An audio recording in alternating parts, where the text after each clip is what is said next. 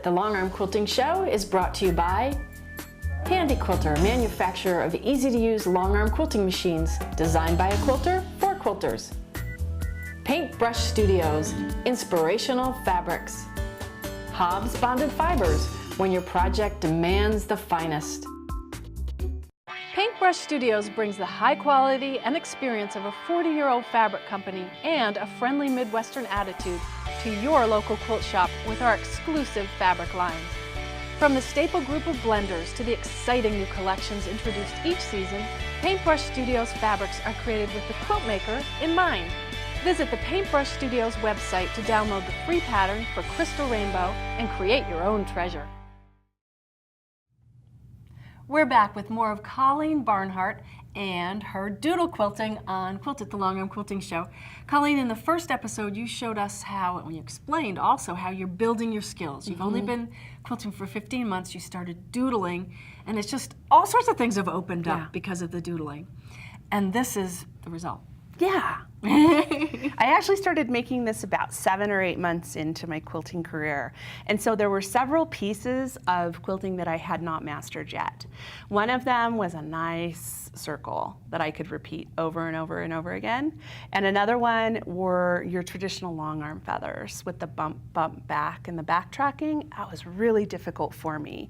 And so I, having been an educator, a special educator, I'm always looking for like adaptive ways to help scaffold learning. And I was like, why not use rulers and gadgets to do that? And so for this part of the quilt, I used the mini circle template, and I was able to get regular shapes all the way along there. And then I also was able to use a tool like the Versa tool to help me with that backtracking so that it wasn't all over the place when I started. So do you want me to show you? For the backtracking. So you'd already stitched one way and then you backtracked with the ruler.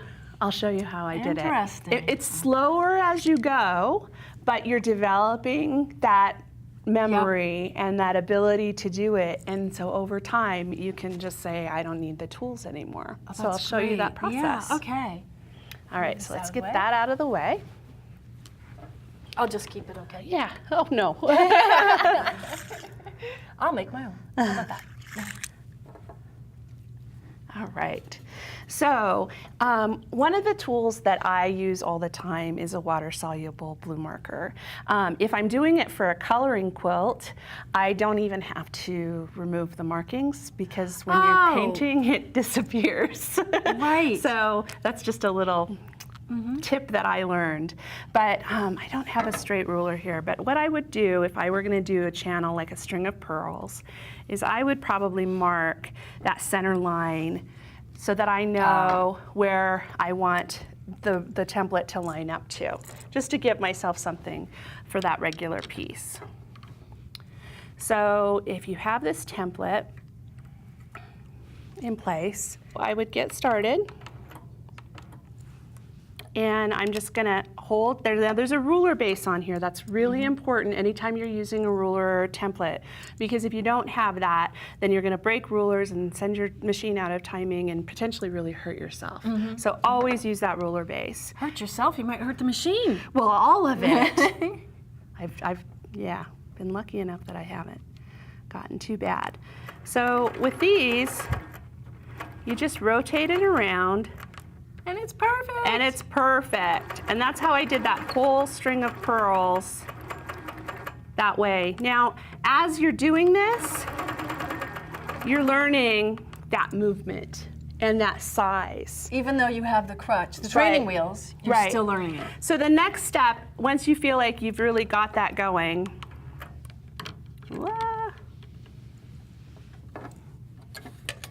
is to pull that out.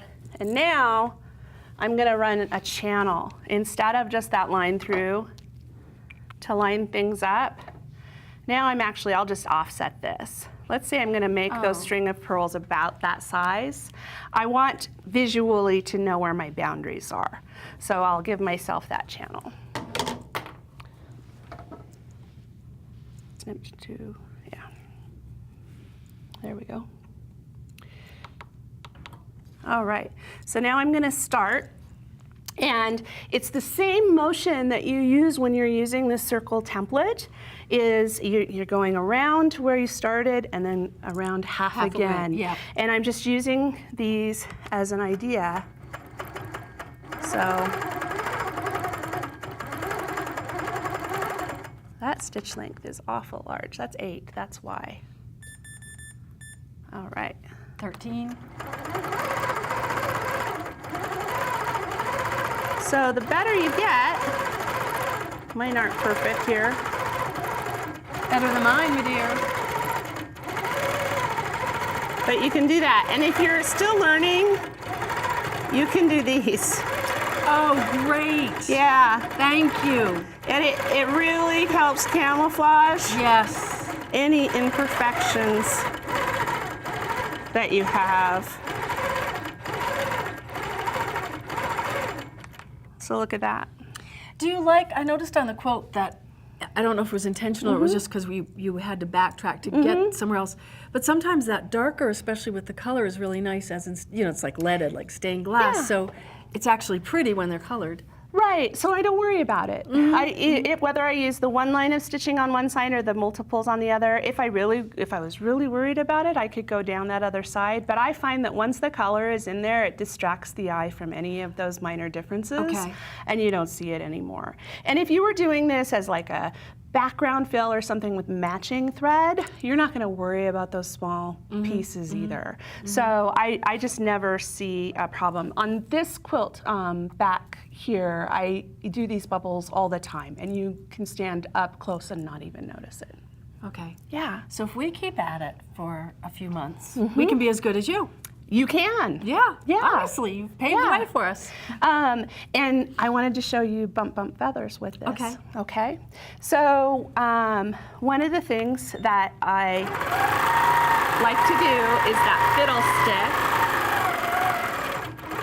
as a starter. And then I'm going to come back here, and the first thing is that teardrop shape. So I lay in the teardrop. But then I start getting panicked because I've got backtracking to do, and that's really hard, and that seems to be where everybody's heart rate starts to, well, you can take it really slow with a tool like the Versa tool and really save yourself with this. So it's got these great notches that'll fit right up next to the hopping foot, right there. So I can ride it up. And then I'm gonna set that down. My needle, I'm gonna stop it. And I'm gonna put that in place, right there. And then I'm just gonna help me to guide it. Oh, it's like a hand on it almost. Yeah. You can push it. And I can pull it away Oh, wow. and do the next one. And then I can put that in there, and I can make my backtracking look amazing. Wow. You know, and if you're not exactly sure of what your feathers need to look like, you can go ahead and pre-mark these again. And if you were just doing a background fill, you remove it with water, or if you're gonna paint it, it'll just disappear when you paint. Yeah, I love that about the paint. Yeah. Wow, good. So- You're helping us a whole lot. Just a way to develop those skills and do things that look way more complicated before you've really mastered that muscle memory. So you can still have some amazing quilting as a result. Yep, have no fear. Use the tools. But you don't just end up with a doodle. When you've done all of this practice, you can actually pull the motifs back out and have suddenly this great repertoire of different motifs that you can use either as microfills or as an edge-to-edge quilting design. And I brought some samples. Can I show you them? Please. Great. Colleen, that looks kind of familiar. Yeah, so these are just a minor modification of the basic leaf shape that we were doing with quilting. And larger. And larger, and you could even go larger than this. I mean, and you can go super small. Yeah. But you can see how it just gives great texture, and it's a really easy free motion edge-to-edge pattern. You want to see more? Yes, of course. All right, so one of the shapes that I didn't show you that I actually quilt quite a bit is a little flower petal motif, and I was able to pull it out and just do various petals, and you just go from one end of the quilt and back, and then really? bump up again. And so it just, again, great texture. And here's your fiddlesticks without the embellishments.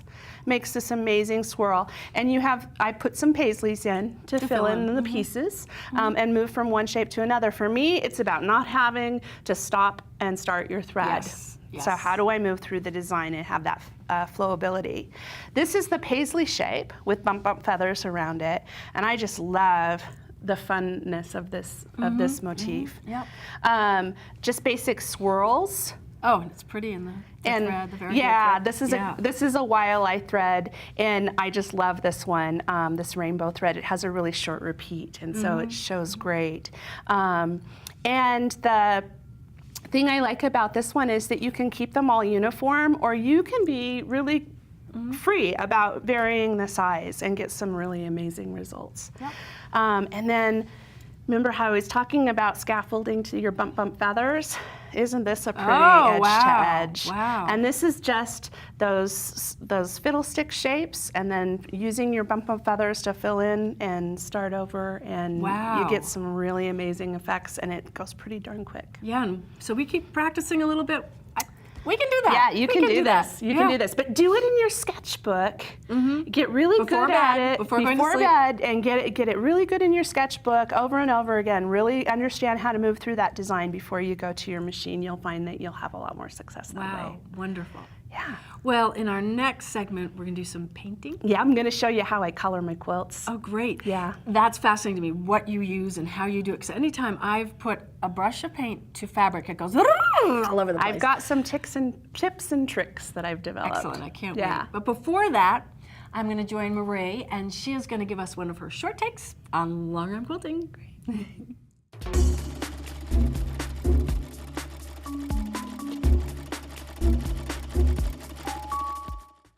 Marie, don't you just love the color in Colleen's quilt, the painted quilts? All that paint, all that color, and then the black line is just wonderful. I know, it just calls to me. I love all the color, and I love how the black sets it off. Yes. Okay, so black will set off the colors on your, fabrics as well. So we can go to our fabric and we can add black to it and set off those colors. And an easy way to do that is with the couching feet. Yep. So you can just add those to your machine. This is just black yarn. Just like you would knit a slipper or whatever. You just put that through the couching foot, and look how that just accents that around the outside there. And also, you can just quilt freehand with it, outline all your stuff. And it just stitches it down. You're feeding that yarn through there and it stitches it down. And it stitches it work. It's amazing. It stitches it down while it goes. So you can do it freehand, or this was done with the Pro Stitcher. Oh, you can use the couching foot with the Pro Stitcher. Just use it with the Pro Stitcher and have yourself a little boot kicking good time, right? There you go, and just add to it. And you can add some little quirky things like this little tail here to get it started or end it, and it just looks awesome. Okay, so here's this is another idea. So another thing, so you can kind of see this one sneaking out down here, is 2 threads. So if you use 2 black threads, so you can put one on each of your cones, your thread spools, put a cone on each side, bring it down through the thread guide, and then just keep threading it through your machine, just like you normally would do one. Put both threads through your needle and start stitching. So you can see on this one, let's get these out of the road. You can see on this one I used 2 threads as I went through all of the leaves. So there's 2, one is kind of a shiny and one is a kind of a rust. And I did that, and then again just accented that with just that little bit of yarn, and then cute little sampler really quick. So I mentioned 2 threads, so 2 black threads to get a really dark line. So this was done with the Pro Stitcher. That could be painted. That could be painted, right? Well, let's think of kids. Oh my goodness. I did not know this. I had not seen them, believe me. That's great. But totally, right? We could do that. And we just did this with markers. Kids can do this really? Oh, and that's have a great great time. idea. So we can coax them into quilting. I think once they start touching it and feeling it and get, you know, you get attached to it. And we still want, you know, younger quilters and to bring our, you know, family. We want other people to love it like we love it, right? To get all the pleasure out of it, we do. Yes. And the friendships. And the friendships. So there's another just little idea. Oh. And here's one you can do, you know. Oh, that's a great idea. This is, you know, you can add just some little pre-cuts on there. And okay, so we're talking about gifts here.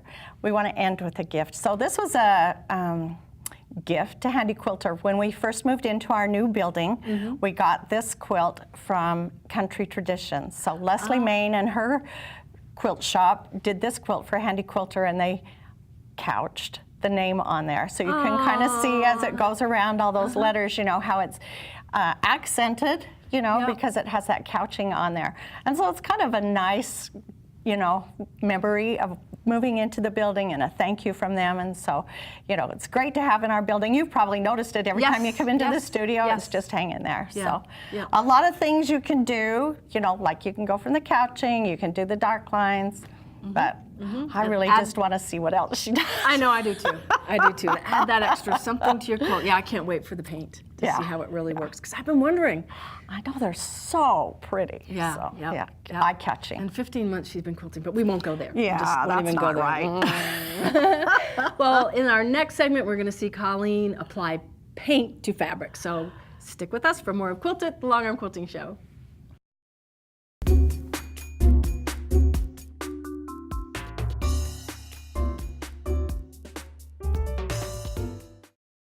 We are the Handy Quilter Studio educators, and we want you to know why we love our Handy Quilter quilting machines.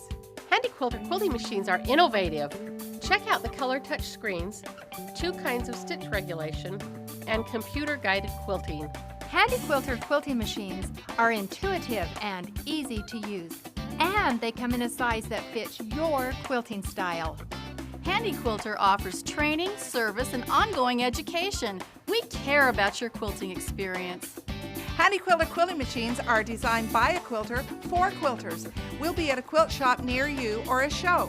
Come give one a test drive. To learn more, call or click for a free demo DVD or Follow the truck to Handy Quilter. America's quilters continue to choose Hobbs battings as their favorite, whether they're winning Best of Show at Paducah or Houston, or creating a new quilt to celebrate the newest member of the family. Quilters love the consistency and feel of Hobbs. They prefer heirloom 80/20 for the traditional look of 100% cotton, with increased strength and durability and dimension. And for a more refined appearance and finer touch, quilters rave about Hobbs Tuscany silk, made from wild Tussa silk, and the durable performance of the Thermore batting.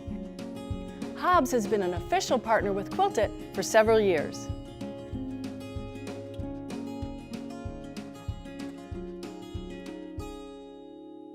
For information on how to sign up for this and future episodes, visit qnntv.com.